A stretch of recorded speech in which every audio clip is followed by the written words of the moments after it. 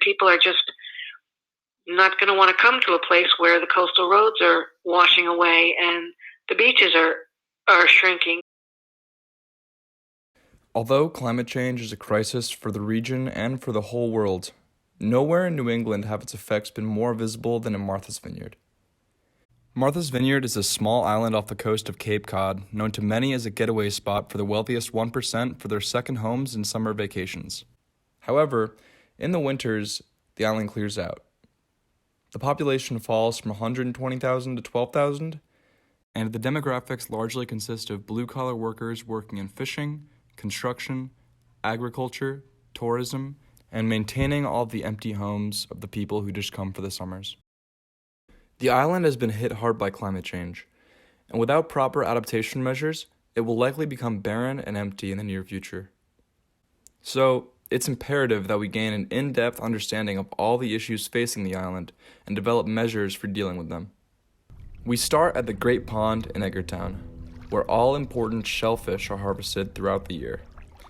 People like Emily Reddington of the Great Pond Foundation have been following a management plan from the Massachusetts Estuary Project, which said, reduce your nitrogen to this level, do X, Y, and Z, and your pond will be fine and restored. And so we spent a decade doing those things, meeting the management targets, reducing our nitrogen, and yet the last 2 years we've had macroalgal blooms. So we have the low nitrogen they requested, but what we have that's different in the last 2 years is higher temperatures. So, despite what was a valiant effort from Emily and the Great Pond Foundation to protect the shellfish from climate change, rising temperatures have proven insurmountable. Fortunately, people like Emma Green Beach have come up with clever responses and measures to protect the vineyard's shellfish population. We have a shell recycling program. We go around to 8 to 10 restaurants in the summertime and collect the cast-off shells from their raw bars. And then we just let it age. We put it in a pile for a year, let it age, and then we put it back into Edgartown and Tisbury Great Ponds. And, they're made of calcium carbonate, and so they buffer the water, at least on some sort of small scale. And oysters can settle on almost anything, but they prefer something hard and something based on calcium, like shells.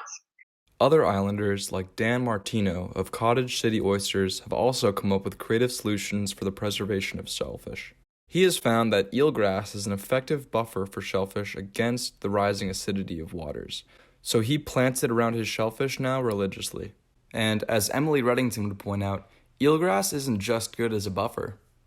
Eelgrass that's been coming back in the pond sequesters carbon more efficiently and at a faster rate than a tropical rainforest. The loss of vineyard shellfish would represent a huge blow to its overall economy. So it's immensely important that people like Dan and Emma continue to come up with creative solutions to protect and preserve them. But, as Emma outlines, shell fishermen are not the only fishermen who have been actively affected by climate change. There's a season for black sea bass in particular, okay? And so during the Derby season, they were still catching black sea bass, but they weren't allowed to keep them because it was out of the season, because the regulations have not caught up with the way that the black sea bass are moving around.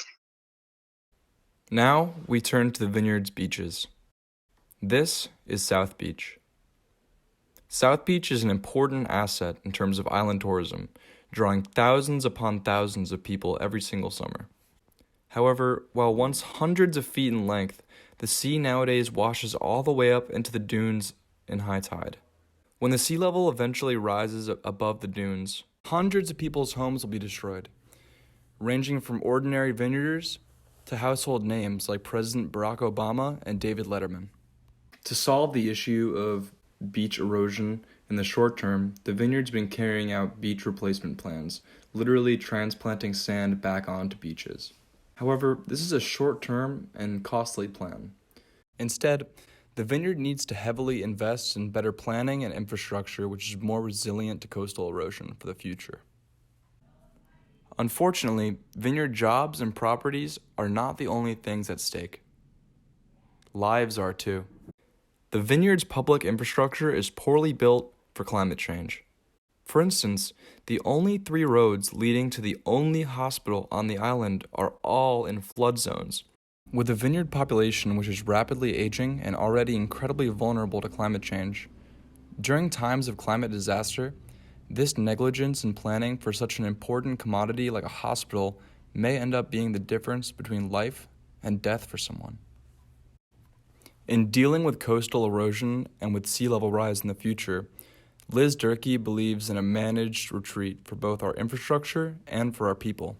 We're definitely seeing a lot of coastal erosion of beaches and coastal banks and coastal dunes.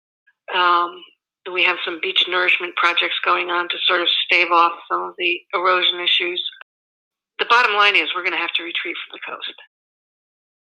If our beaches, roads, and ponds eventually cease to function as they do now, not only will the vineyard's physical environment be compromised, but also its entire tourism industry. A huge portion of the vineyard's economy is based on tourism, especially in the summers. And without that flow of money from those summer months, we may see an exodus of business from the vineyard altogether. Businesses in the flood zone are going to flood. They're going to have to close. They're going to have to do repairs. They're going to get mold. They're going to be, asthma issues. It just goes on and on. Climate change is pressing and present on Martha's Vineyard. Without proactive action now, and with how poorly set up our infrastructure is for different climate change issues, Martha's Vineyard could easily end up being one of the first casualties to climate change in the next century. For Martha's Vineyard, the time to address climate change and invest in infrastructure which improves our adaptive capacity is now.